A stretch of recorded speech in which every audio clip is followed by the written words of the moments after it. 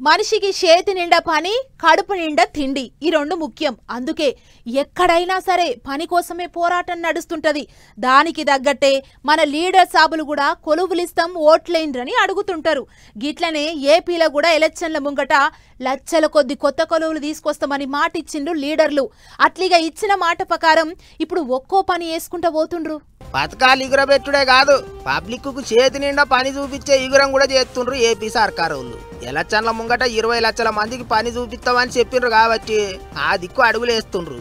అన్నిటికి మించి సముద్రం ఒడ్డుకే ఉన్న విశాఖపట్నాన్ని అన్ని తీర్ల ఎలుగుల చేసే కార్యం చేస్తుండ్రు. ఐతారం నాడు ఐటీ మంత్రి లోకేష్ సారు విశాఖపట్నంలో AI edge data centre, open cable landing స్టేషన్లు కట్టేందుకు శంకుబండలు బాతిచ్చిండు. పోను ఒక్క విశాఖపట్నంలోనే 5 లక్షల ఐటీ కొలువులు వస్తాయన్నట్టు చెప్పుకొచ్చిండు మంత్రి సారు. అంతేకాదు హైదరాబాద్ ను ఎలుగుల చేయనికే 30 ఏళ్లు పట్టిందట గానీ విశాఖపట్నానికి 10 ఏళ్లే చాలన్నట్టు మాట్లాడిండు. కానీ అందరం కలిసికట్టుగా నిలబెడితే మన ఎవ్వరు ఆపలేరు. చరిత్ర తిరిగి రాసే అవకాశం మనకుంది. నేను అందుకే మళ్ళీ చెప్తున్నా, హైదరాబాద్ కి 30 సంవత్సరాలు పడితే విశాఖపట్నానికి 10 సంవత్సరాలు చాలు. చరిత్ర తిరిగి రాద్దాం, కలిసికట్టుగా చేద్దామని విశాఖపట్నం ప్రజలందరినీ కోరుకుంటూ, ఇదొక్కటే కాదు, పెద్ద కంపెనీలు విశాఖపట్నంలో ఆఫీసులు తెరుస్తున్నాయట. వచ్చే 3 నెలల్లో అందరికి తెలుస్తుంది అన్నట్టు మాట్లాడిండు సారు.